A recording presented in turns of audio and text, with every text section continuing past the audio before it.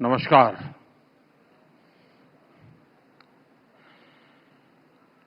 आज सुबह से ही भारत मंडपम का ये मंच एक जीवंत प्लेटफॉर्म बना हुआ है। अभी मेरा आपकी टीम से मिलने का मुझे मौका मिला कुछ मिनट के लिए। ये समिट बहुत विविधता से भरी रही है। अनेक महानुभावों ने इस समिट में रंग भरे हैं। मुझे विश्वास है आप सभी का भी अनुभव बहुत ही अच्छा रहा होगा। इस समिट में बहुत बड़ी संख्या में युवाओं और महिलाओं की उपस्थिति ये अपने आप में शायद उसका यूनिकनेस बन गया है।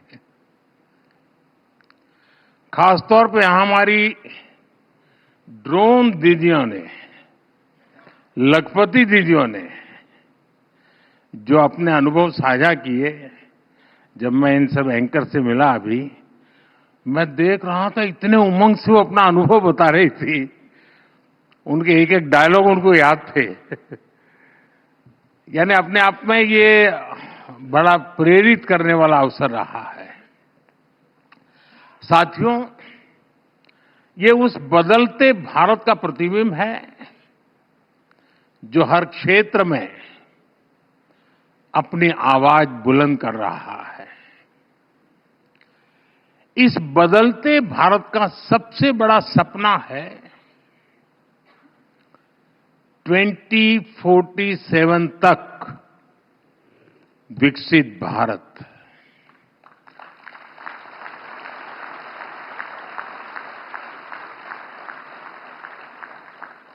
देश के पास सामर्थ्य है, देश के पास संसाधन है और देश के पास इच्छा शक्ति भी है। स्वामी विवेकानंद जी कहते थे, उठो जागो और तब तक नहीं रुको जब तक अपना लक्ष्य प्राप्त न कर लो। आज वही भावना मैं हर देशवासी में देख रहा हूं। विकसित भारत के लक्ष्य की प्राप्ति में ऐसे मंथन, ऐसी चर्चाएं और उसमें भी युवाओं की भागीदारी, इसकी बहुत बड़ी भूमिका है। आपने इतनी शानदार समिट का आयोजन किया और इसके लिए मैं मेरे मित्र अतिदेव सरकार जी को, मेरा पुराना साथी रजनीश को और एबीपी नेटवर्क की पूरी टीम को बहुत बधाई देता हूं।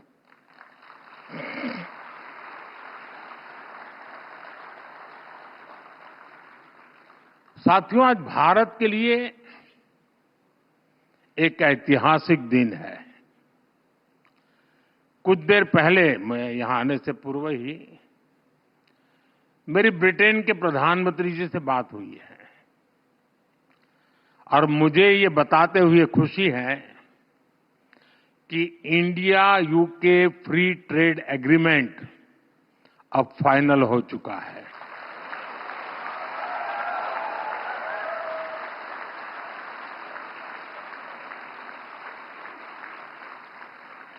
विश्व की दो बड़ी और ओपन मार्केट इकोनॉमी के बीच आपसी व्यापार और आर्थिक सहयोग का यह समझौता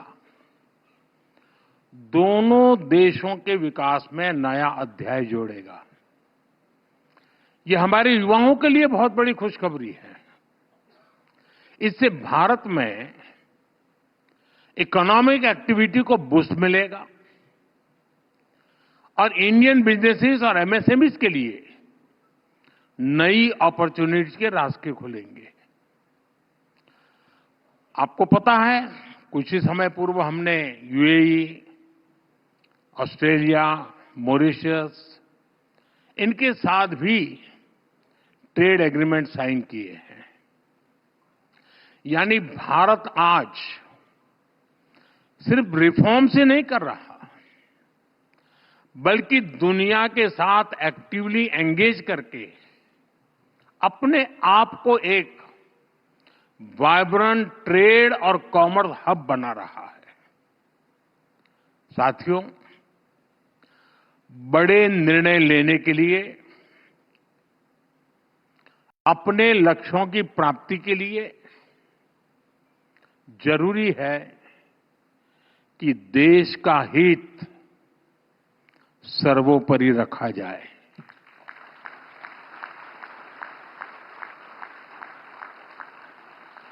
देश के सामर्थ्य पर भरोसा किया जाए।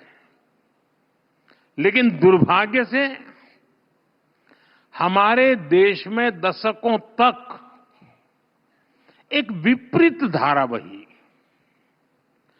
और देश ने इसका बहुत नुकसान उठाया।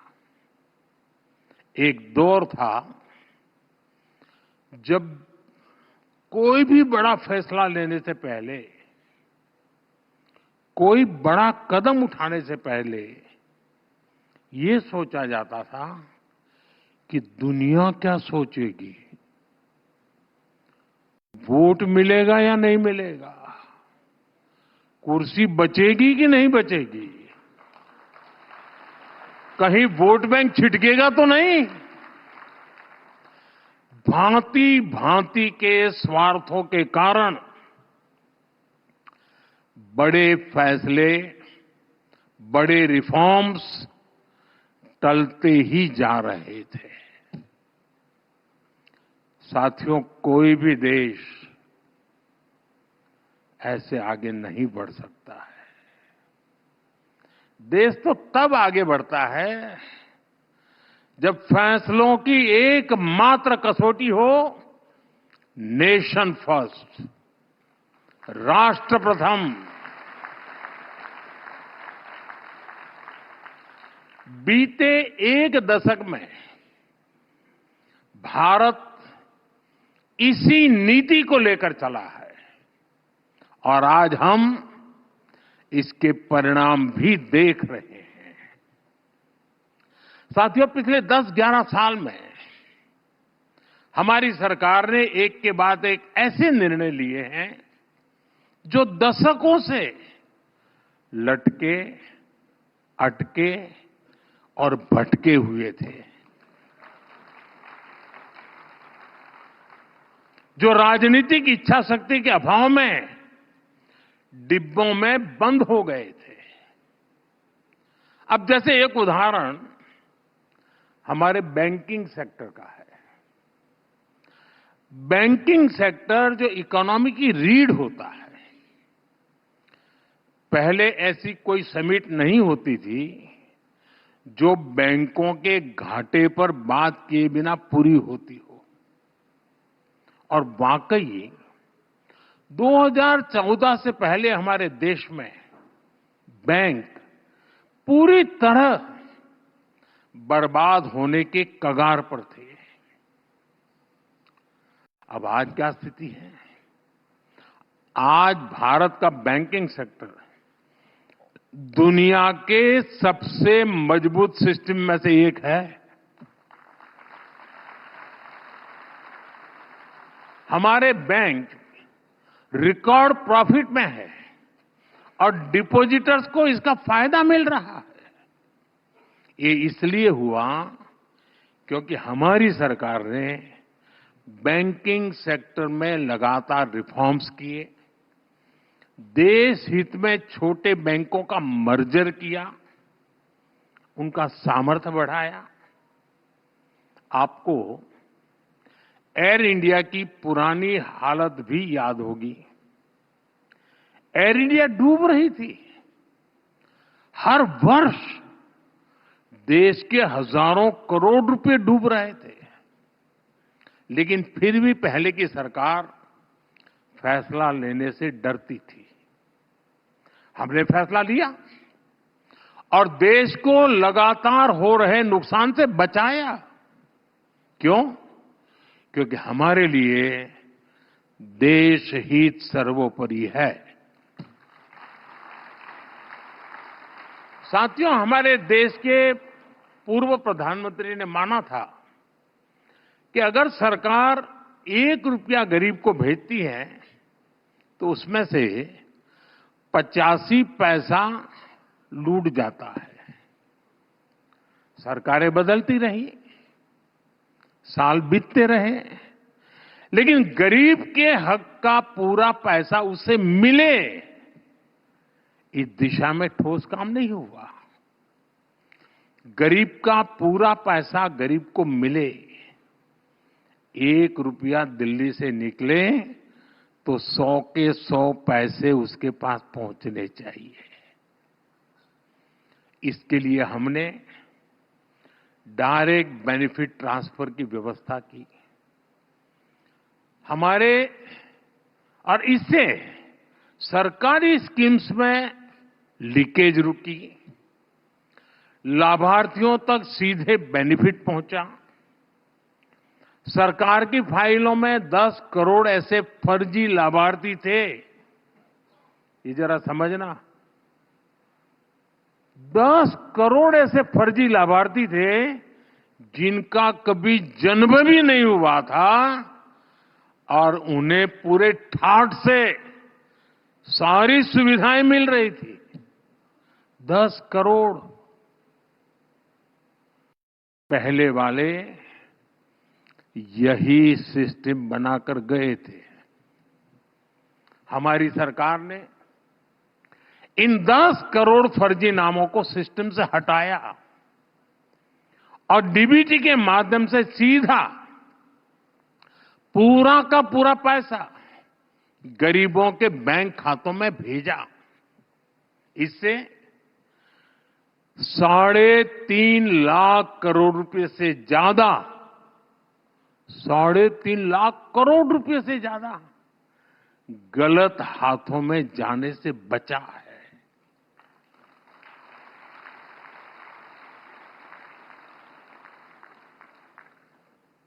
मतलब ये आपका पैसा बचाया है। पैसा आपका बचा, गाली मोदी ने खाई।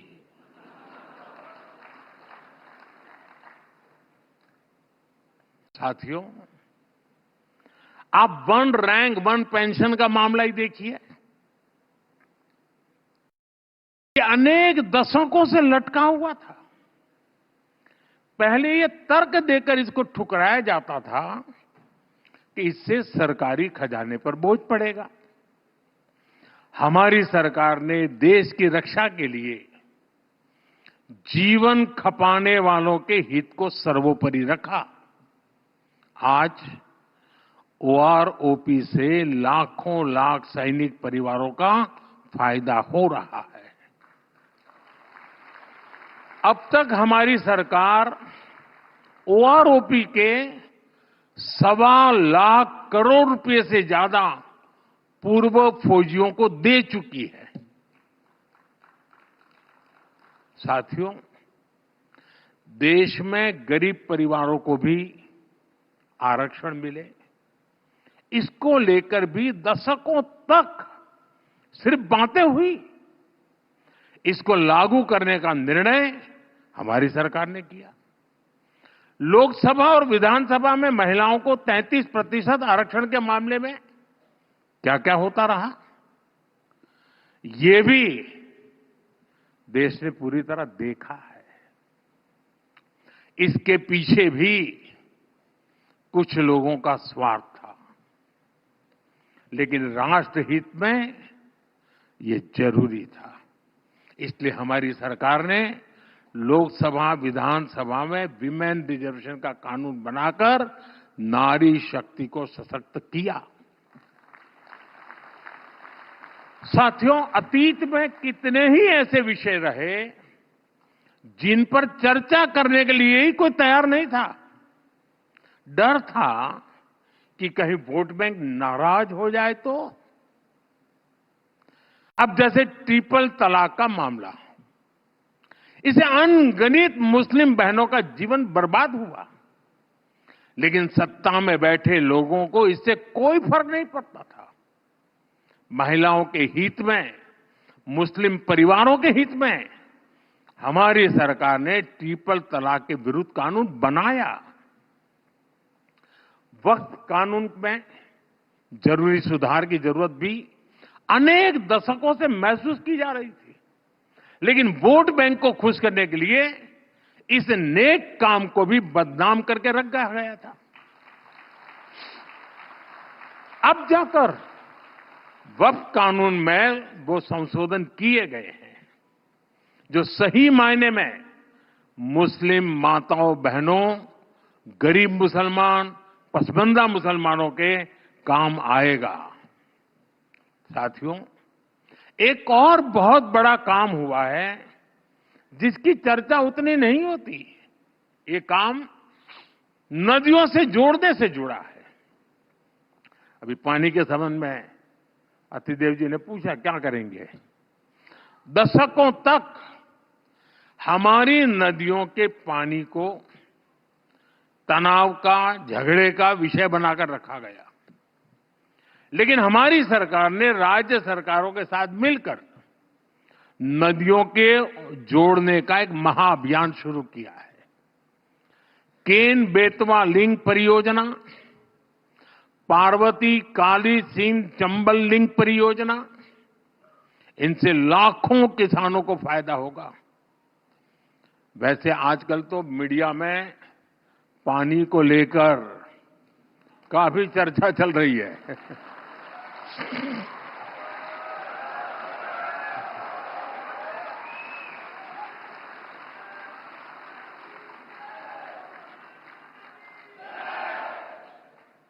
आप बहुत जल्दी समझ जाते हैं।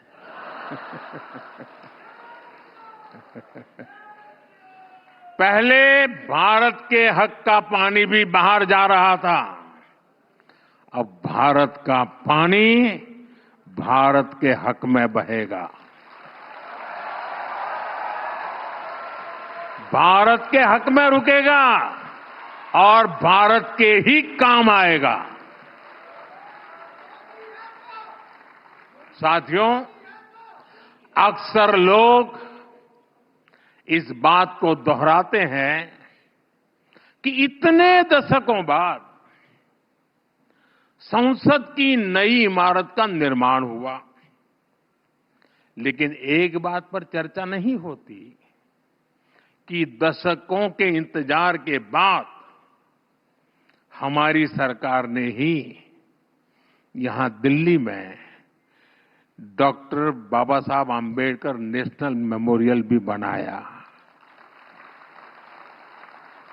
अटल जी की जब सरकार थी उस समय इसकी बात शुरू हुई थी, लेकिन इसके निर्माण का काम भी एक दशक तक लटका रहा।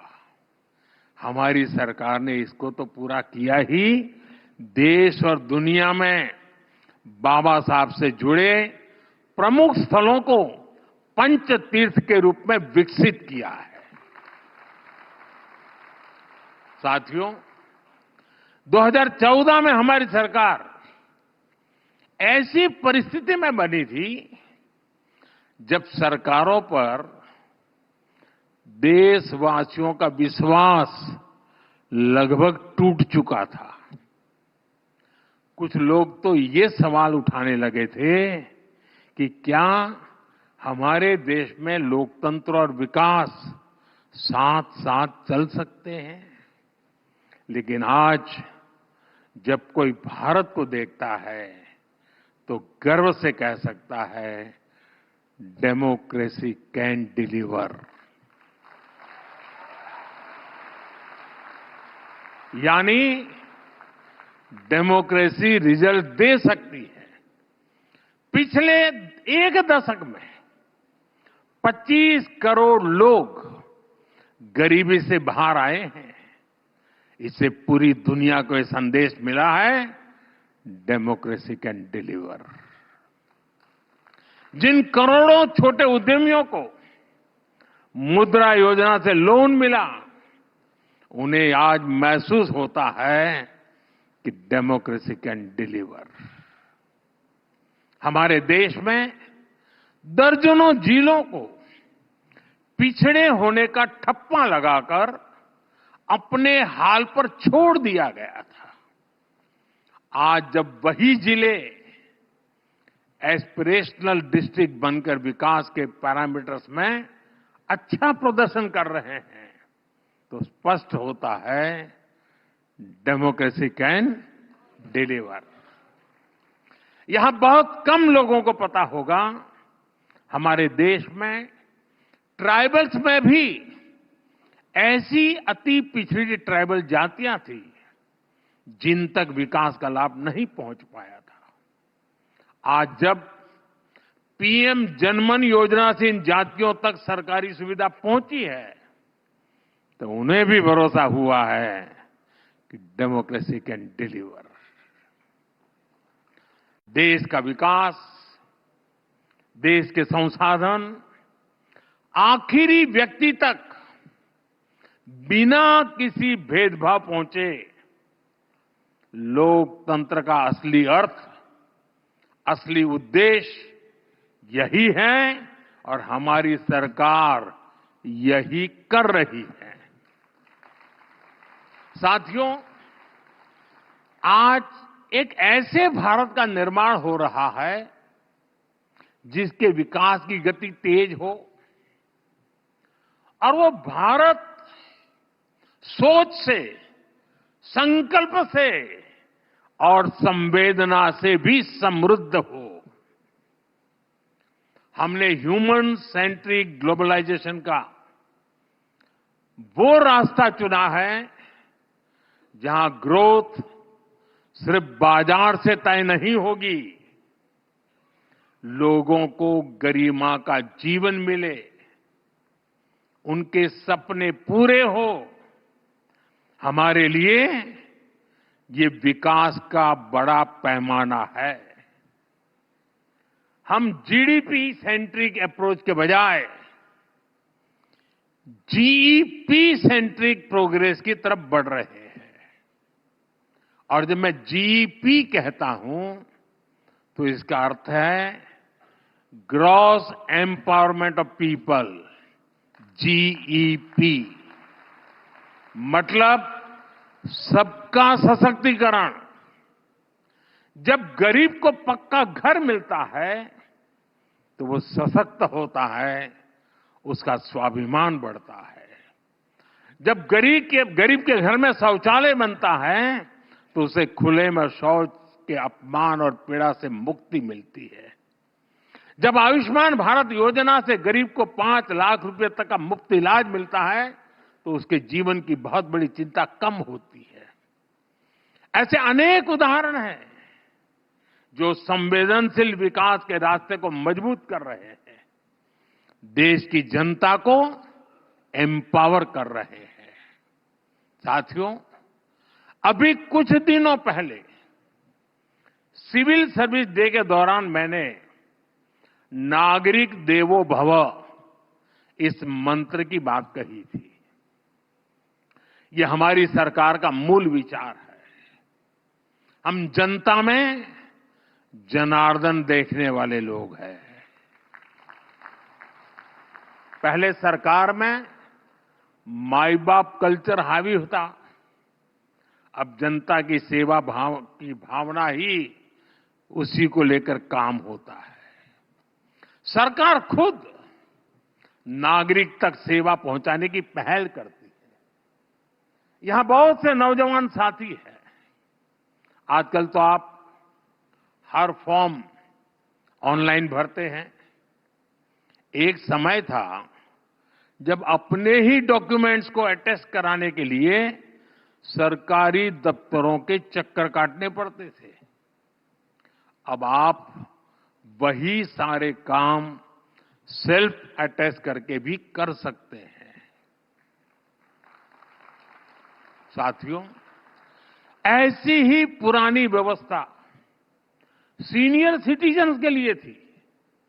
बुजुर्ग लोगों को हर साल खुद के जीवित होने का प्रमाण देने के लिए अपने पुराने ऑफिस जाना पड़ता था और जाके कहना पड़ता मैं जिंदा हूं, या फिर बैंक में जाकर बताना पड़ता था कि मैं जीवित हूं, मुझे पैसे मिलने चाहिए। हमने इसका समाधान निकाला।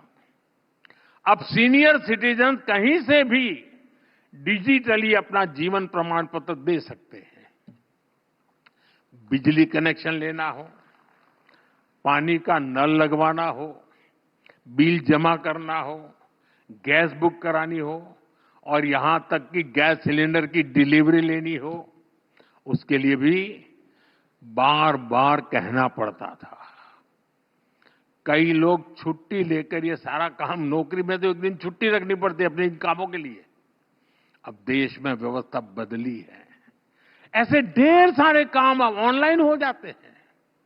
हम लगातार ये कोशिश कर रहे हैं कि हर वो इंटरफेस जहां लोगों को सरकार से कोई इंटरेक्शन करना हो, जैसे पासपोर्ट का काम हो, टैक्स रिफंड का काम हो, ऐसे हर काम सिंपल, फास्ट और एफिशिएंट है। यही नागरिक देवो भव इसका, उस मंत्र का उद्देश्य है। और इसी भाव पर चलते हुए हम 2047 के विकसित भारत की नींव को मजबूत कर रहे हैं। साथियों, भारत आज अपनी परंपरा और प्रगति को एक साथ लेकर चल रहा है। विकास भी, विरासत भी, ये हमारा मंत्र है। ट्रेडिशन और टेक्नोलॉजी कैसे एक साथ थ्राइव करती है, ये हम भारत में देख रहे हैं। आज हम डिजिटल ट्रांजैक्शन में दुनिया में टॉप के देशों में हैं और साथ ही हम योग और आयुर्वेद के ट्रेडिशन को भी पूरी दुनिया में ले जा रहे हैं। आज दुनिया भारत में निवेश करने के लिए उत्सुक है। बीते एक दशक में रिकॉर्ड एफडीआई भारत में आया है और साथ ही चोरी की गई कलाकृतियां और दूसरा सामान भी रिकॉर्ड संख्या में भारत आ रहा है। आज भारत दुनिया का दूसरा सबसे बड़ा फोन निर्माता है और साथ ही हम मिलेट जैसे सुपर फूड के उत्पादन में भी सबसे आगे हैं। सूर्य मंदिर वाले भारत ने सोलर एनर्जी के प्रोडक्शन में भी 100 गीगावाट की कैपेसिटी हासिल कर ली है। हजारों वर्षों की अपनी विरासत को आने वाले हजारों वर्षों के लिए भारत की ताकत बना रहे हैं। साथियों, 2047 तक विकसित भारत की इस यात्रा में हर कदम का अपना महत्व है और कई बार कुछ लोगों को इस बात का अंदाजा भी नहीं होता कि सरकार जो निर्णय आज ले रही है उसका मल्टीप्लायर इफेक्ट कितना बड़ा होगा, कितना दूरगामी होगा। मैं आपको एक ही सेक्टर का, मीडिया और कंटेंट क्रिएशन का उदाहरण दूंगा। आप याद कीजिए, 10 साल पहले जब मैं डिजिटल इंडिया की बात करता था तब कई लोग बहुत सारी आशंकाएं व्यक्त करते थे, लेकिन आज डिजिटल इंडिया हमारे जीवन का एक सहज हिस्सा हो चुका है। सस्ते डेटा और सस्ते मेड इन इंडिया स्मार्टफोन्स ने एक नई क्रांति को जन्म दिया है। डिजिटल इंडिया से कैसे ईज ऑफ लिविंग बढ़ी है ये हम सब देख रहे हैं, लेकिन डिजिटल इंडिया ने कैसे कंटेंट और क्रिएटिविटी का एक नया संसार बना दिया है, इसकी चर्चा कम होती है। आज गांव में अच्छा खाना बनाने वाली एक महिला $1 मिलियन सब्सक्राइबर क्लब में है। किसी आदिवासी क्षेत्र का युवा अपनी लोक कला से दुनिया भर के दर्शकों को जोड़ रहा है।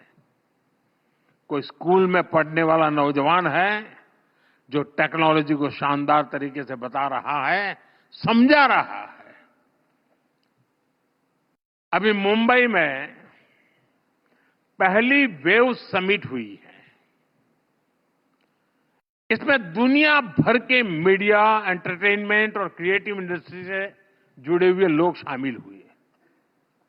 मुझे भी इसका हिस्सा बनने का मौका मिला था। मुझे कोई बता रहा था कि अकेले YouTube ने ही बीते 3 साल में भारत के कंटेंट क्रिएटर्स को 21,000 करोड़ रुपए का पेमेंट किया है।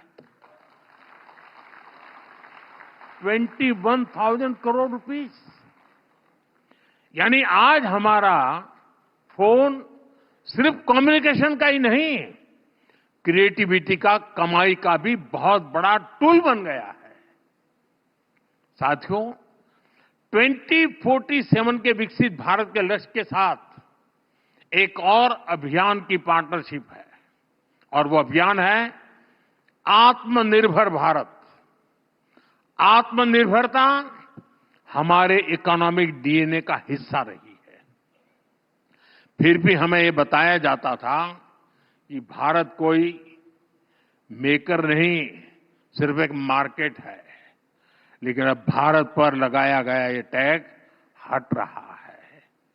आज भारत दुनिया का एक बड़ा डिफेंस मैन्युफैक्चरर और एक्सपोर्टर बन रहा है। भारत के डिफेंस प्रोडक्ट्स 100 से ज्यादा देशों में एक्सपोर्ट हो रहे हैं।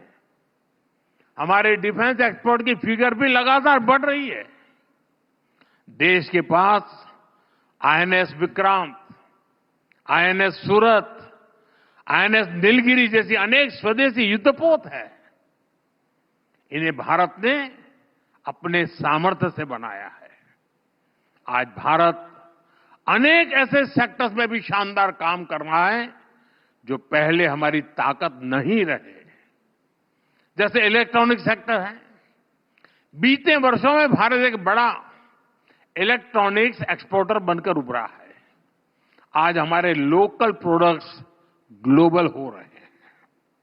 हाल में ही एक्सपोर्ट से जुड़े आंकड़े आए हैं।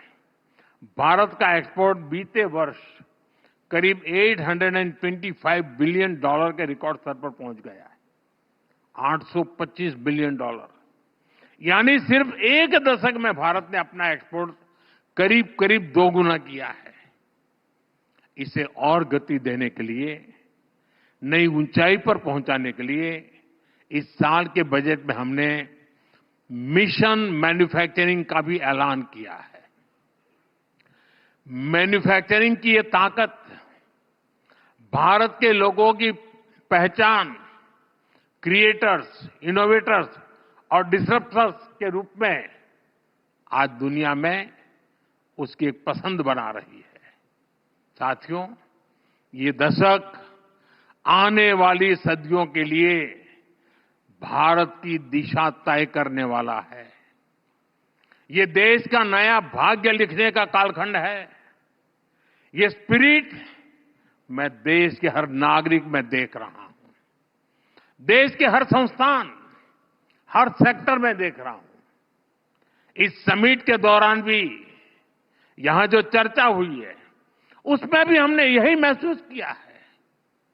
मैं एक बार फिर एबीपी नेटवर्क को इस समिट के लिए बहुत बहुत बधाई देता हूं और मुझे भी, क्योंकि अब देर रात होने वाली है, फिर भी आप इतनी बड़ी तादाद में यहां मौजूद हैं, ये भी अपने आप में उज्जवल भविष्य की निशानी है।